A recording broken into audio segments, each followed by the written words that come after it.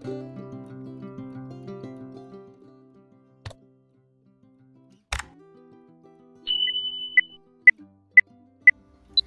everyone, welcome back to my channel. Happy Sunday. Добро пожаловать всем. Добро пожаловать в Учебный центр Faridun. Салом Bahama, Nomi Manhanas. Koshumaded ba Marкази umuzushi Faridun. So our topic for today is about present simple tense. Okay. In Tajik, Zamoni, ҳозираи, оддӣ. I told you to sit in the middle of them, right? Faster. Faster. Again, present simple tense in Tajik will be Zamoni, ҳозираи, оддӣ. In Russian, простое, настоящее время.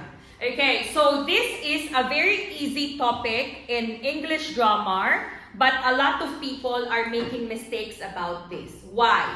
They do not use it at the proper timing. They do not use it at the proper place and time. Example. They always say, I study with Miss Jerilyn. Okay? I study with Miss Jerilyn today. Can you say I study with Miss Jerilyn today?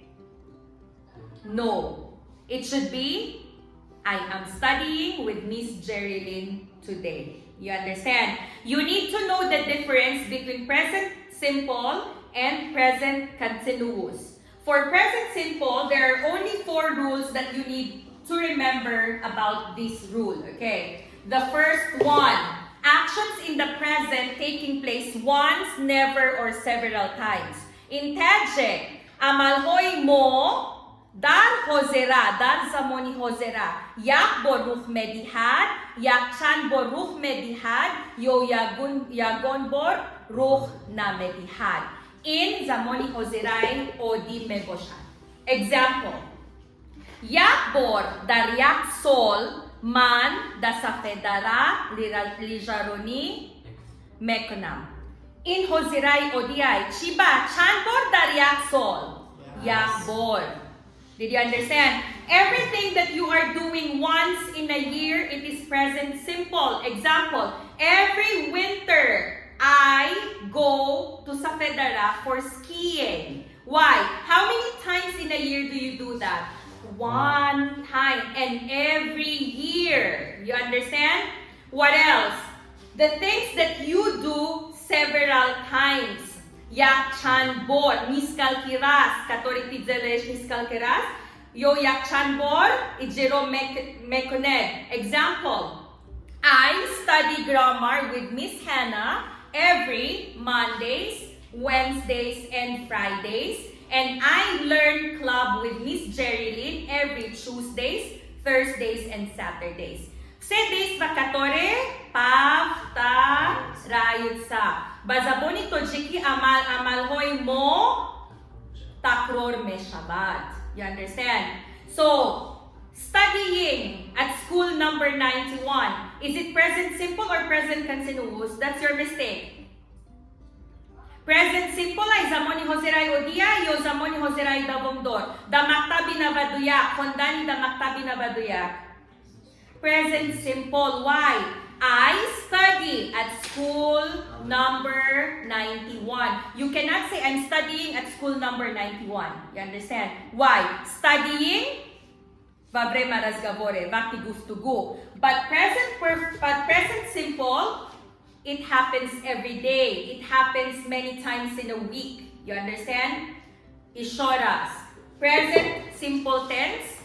Як борух медихад, як чан борух медихад, yo ягон бор рух на медихад. Все действа, которые один раз приходят, несколько или вообще не происходят. Example. Smoking. Курение. Is it present simple or present continuous? Present simple. I never smoke. Muslims don't eat pork. You understand? Everything that doesn't happen, never happens, will be present simple. Did you understand? The next one, fact. Everything that is fact, you need to add S if it is he, she, and it. Why? facts. It is true today and it will always be true. Bazaboni tojiki hamay dalil ho imrus durus as pago durus meboshat bohamavak durus as. You understand? Example for facts. Talking about, I always give it as an example. Okay, this is the sun and this is the moon.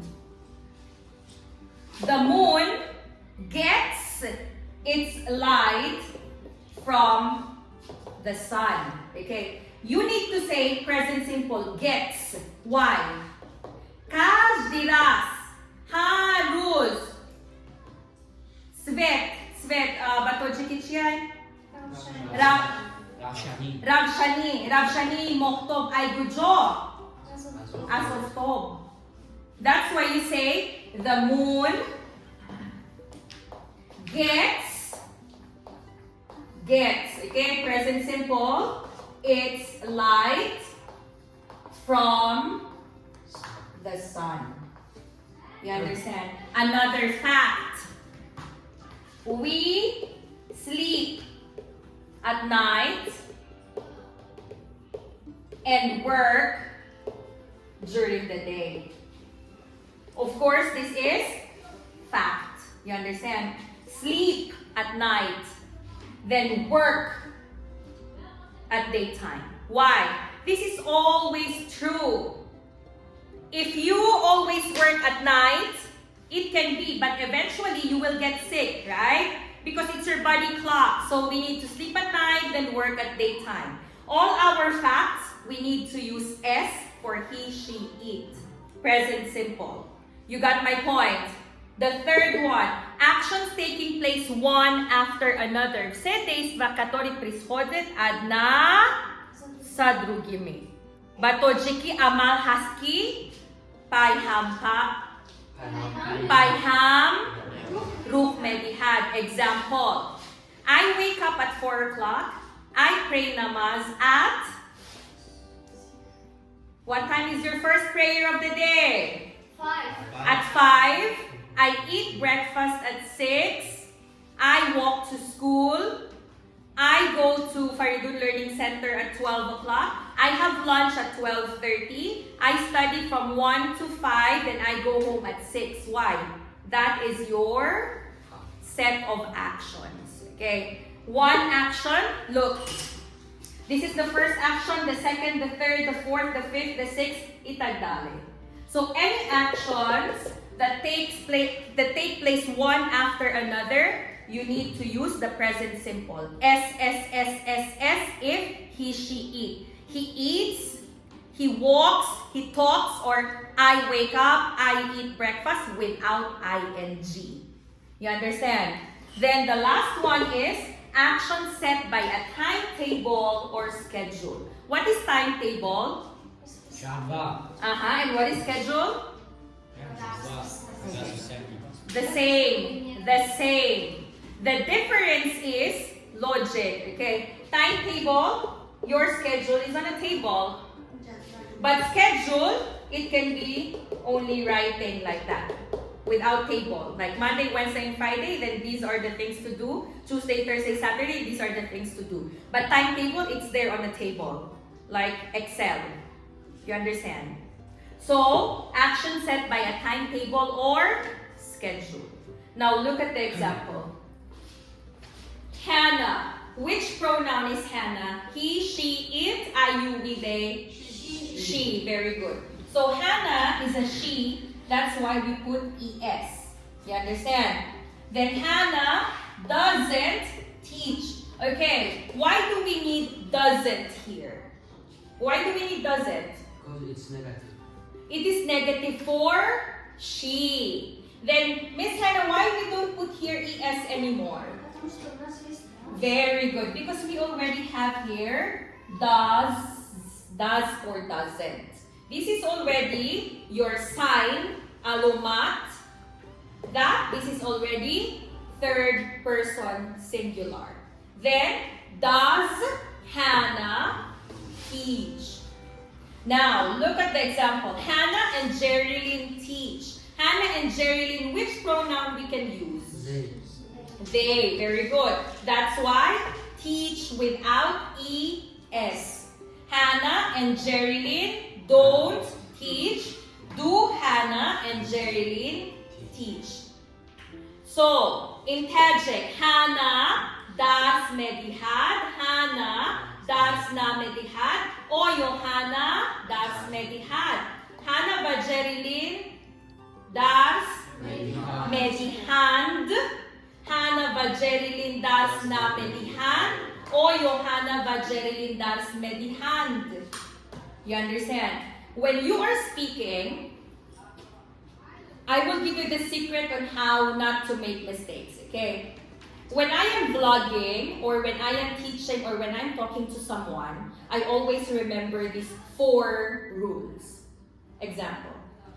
If I am talking to Dilnoza, and I want to tell Dilnoza that this action happens every time, I use present simple. Example. Dilnoza, знаете, что Joshua всегда вместе се пас public pub? Okay. Это действо повторяешь? Да или не? Да. Of course, the present simple. So, Dilnoza, you know that Joshua and Cephas always go to public pub. Always go. Why? Hannah said, if the action happens every time, it will not have going, nilzia, going na shaba. That's why go. Another example. Муаллимаи, знаешь, что сейчас, доллар уже арзон шудай. Dollar is very cheap now, or the exchange rate is very cheap now. Is it a fact? Is it a fact? Yes. Present simple.